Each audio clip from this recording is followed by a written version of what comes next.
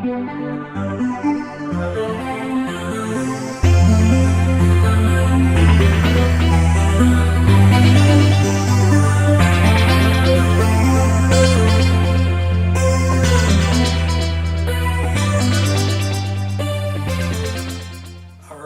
subject for today is John Upchurch IV. He was one of 22 members of the 5th generation of the family in America, and we say that each of these 22 individuals headed an Upchurch clan. He was head of clan number 12. John IV was born in North Carolina about 1770, and he died there in about 1845, more or less. So he lived his entire life in North Carolina, and in particular in Granville County, as we shall discuss briefly. Now let's go to the colonial chart of the first 6 generations of the American Upchurch family and see how he fits in. And here you see a green arrow pointing to John Upchurch IV, and you will see that he is a great-great-grandson of Michael Upchurch I, who came to America from England about 1638 as a 14-year-old indentured servant. The fact is that John Upchurch IV was the son of William Upchurch II, about whom we have already presented a video, and his father, William Upchurch II, headed what we call the Oxford branch of the Upchurch family. He had just 2 children, John Upchurch IV, of whom we speak, and William Upchurch III. Now, it turns out that William Upchurch II came to North Carolina about the time as his brother, Richard Upchurch II. These 2 brothers came down from Brunswick County, Virginia, and were found on the tax rolls in the large Granville County about 1755. But it is of interest for us to note that these 2 brothers separated in North Carolina, with Richard Upchurch II going more or less a little bit to the east in the large Granville County and ending up in what later became Franklin County, and in particular the southern part of that, in which we call the Moccasin Creek branch of the Upchurch family. But William Upchurch II, head of the Oxford branch, stayed in the general area of Oxford, North Carolina, and remained there for his entire life, as did his son John Upchurch IV and his son William III. So we have the opportunity now to focus on this particular group of people, the father and the 2 sons, who lived in Granville County. Let's in fact take a look at a small part of a North Carolina highway map which shows the town of Oxford. And it was close to this town of Oxford, which is the county seat of present-day Granville County, that this family, William Upchurch II and his 2 sons, lived out their lives. We might say this was the Oxford Upchurch clan, and was also the Oxford Upchurch the location where these particular members of the family lived. We'll have a great deal more to dig out about this family, but let's look at a few specifics that we have which give us confidence that we know how John Upchurch IV fits into the family. We see here the state census of North Carolina taken in 1786 of the Oxford district in Granville County, North Carolina. Now you'll note that the state census is a special census. This was done in just a few states and on a few occasions, and it's different from the federal census, which were always taken at the decade level, that is in every 10 years, like in 1790, 1800, 1810, 1820, and so on. But this particular one is very useful to us because you see the details there of this particular William Upchurch family. And we have in that family 4 individuals, a male 21 to 60 years of age, which would have been William Upchurch II, born about 1735, and the father of the John Upchurch IV, of whom we speak. Now, there were two males in that family, both 0 to 21 years of age. Now, their names were not given on the census. Their father's name was given as William, and we show him as William II. But the two sons fit into the family very nicely, because we say that John Upchurch IV was born in 1770, so you would see he would be of the right age to fit what the census said. And his brother, William Upchurch III, was born in 1774, and he fits the record as well. Now, there were two females shown in the census records, but the ages of these are not given. We can presume that one is most likely the father of, or is the wife of William Upchurch II. Now, who is the other female? We have no way of knowing. It is possible that this was a daughter of William Upchurch II, and therefore a sister of John Upchurch IV, but we have no other evidence that that is the case. So that this second female could in fact have been a sister of William II or a sister of his wife. We have that yet to do more studying.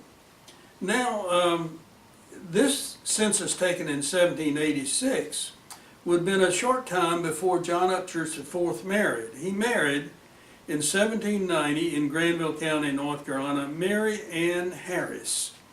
And this Harris family is a special one which we'll devote more attention to a little later. So here was John Upchurch IV, a young man, as of 1790 in North Carolina, in Granville County, married and prepared to have children. But let's look at the 1800 census and see what that tells us about the family. And in this case, we look at the family of John Upchurch, and in fact we say that is John Upchurch IV. And there were only 4 members in this family at that particular time in 1800.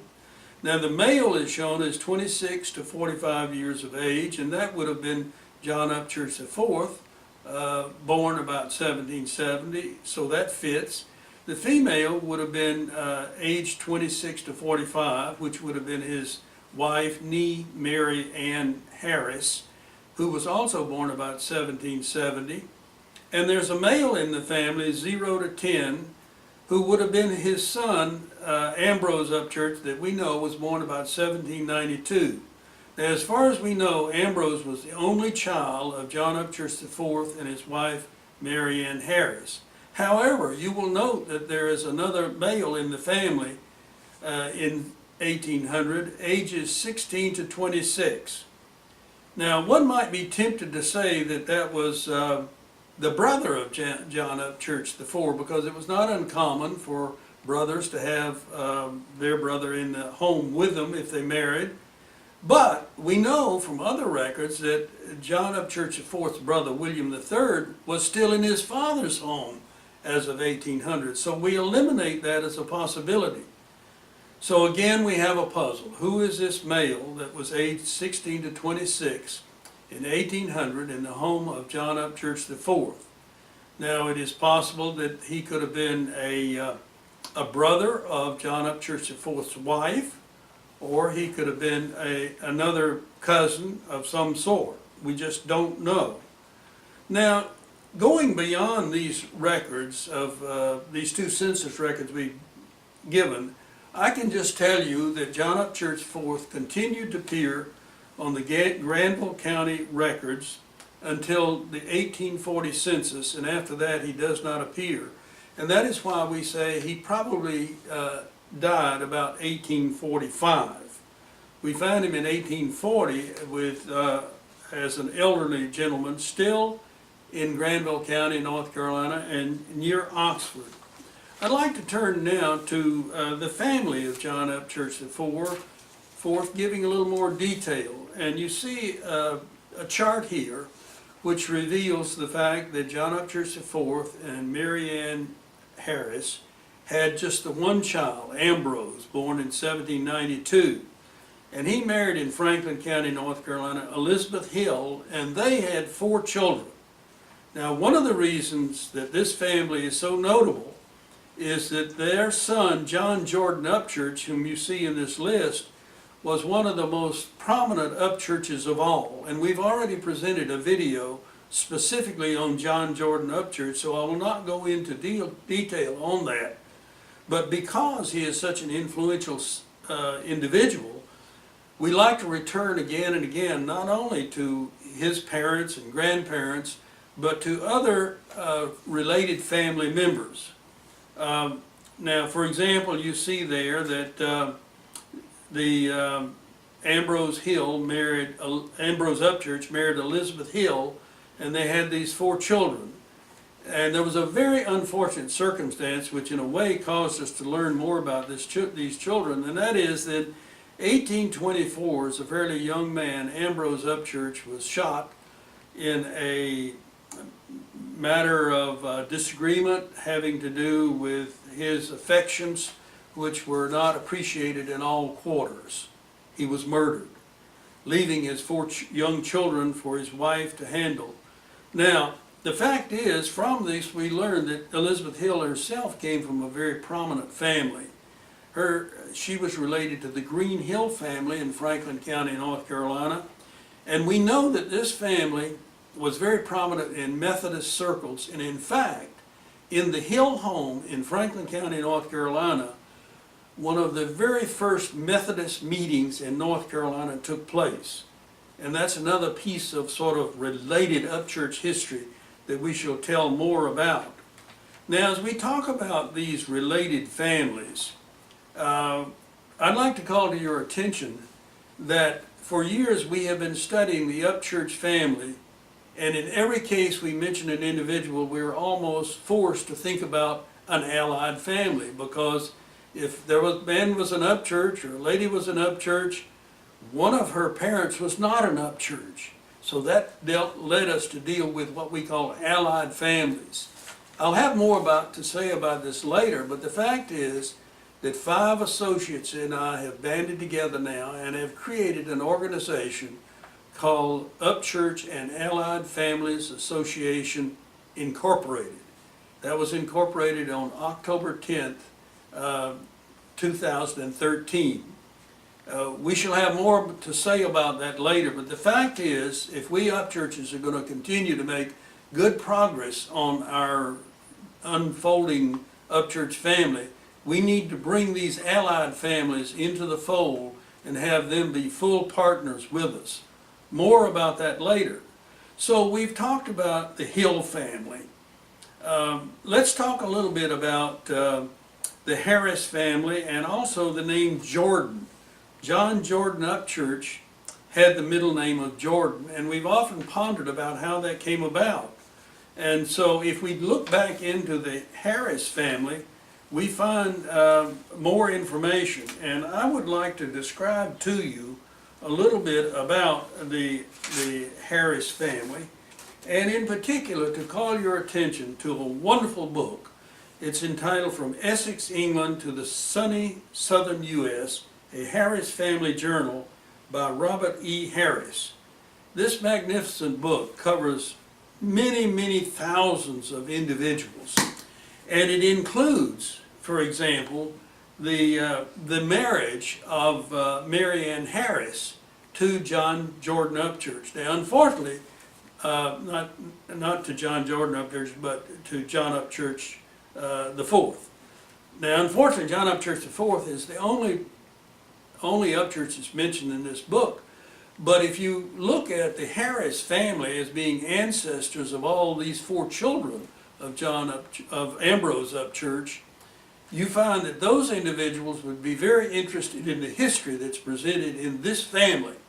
And we have many other books like this where the Upchurches enter the picture and someone else has done a lot of our work for us. It's almost like one bird laying its egg in the nest of another so it doesn't have to build a nest.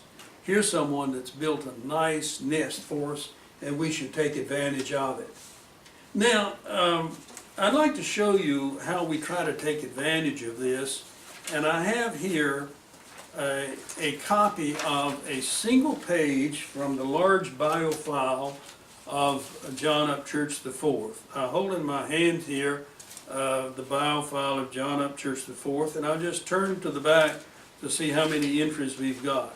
We've got a total of 14 pages consisting of 28 entries of different bits of information that is coming to our hands from various cooperators over a long period of time about John Upchurch IV.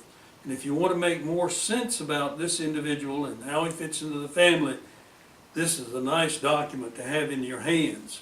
But so is this book on the Harris family, and I show you now an excerpt we've made from this book and put in the bio file of John Upchurch IV so we could show how he and his descendants go back to the Harris family. And here I have labeled in green our John Upchurch IV and the fact that he married Ann Harris, actually Mary Ann Harris. And in blue you see her various ancestors going all the way back up to Thomas Harris, who was born in 1614 and who came to Virginia from England at age 8. That would have been in 1622, which was slightly before Michael Upchurch got there.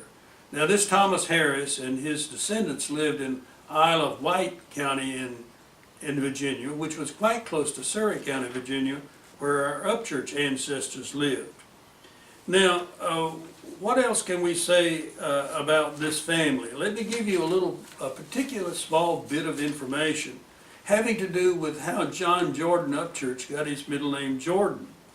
If you track on back to Ann Harris's ancestors, you get back up there after 3 or 4 generations to Edward Harris. And his brother Daniel Harris married in 1725 in the Isle of Wight, Virginia, a person called Jane Jordan. And from that point on, the Harris family used the name Jordan to name their children. Now my guess is that the Jordan family must have been pretty wealthy or distinguished in some way, and that's another story for us to pursue. But the fact is that this Jordan name came on down to in the family, and generations later, when Ann Harris married John Upchurch IV, they named one of their children Jordan Upchurch. Now we'll find this kind of story played out over and over again, in which middle names of people in particular tell us something about the ancestry of that family. Now there's another one that I won't go into more detail on, but it's always fascinated me, and that is that the name Macon, one of the children of Ambrose, was named Priscilla Macon Upchurch. Now, her grandmother was named Priscilla, but the fact is that Macon is a family name in Franklin County and Granville County, North Carolina, and if you'll just dig in further into this, I'll bet you that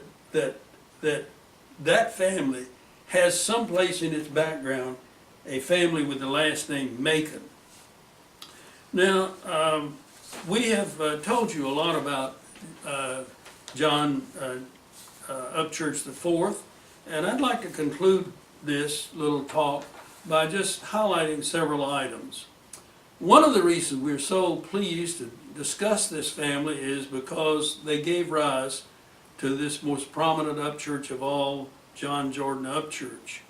Another is it gives us an opportunity to highlight the fact that allied families are important in the study of family history.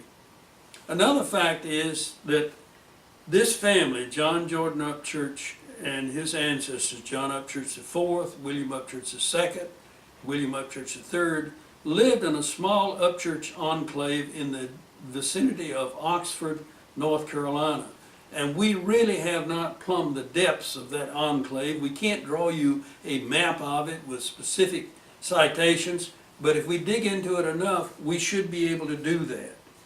That leads us to say there's a great deal more to be learned about this family, and we look forward to bringing it to you in due course. Thank you for listening.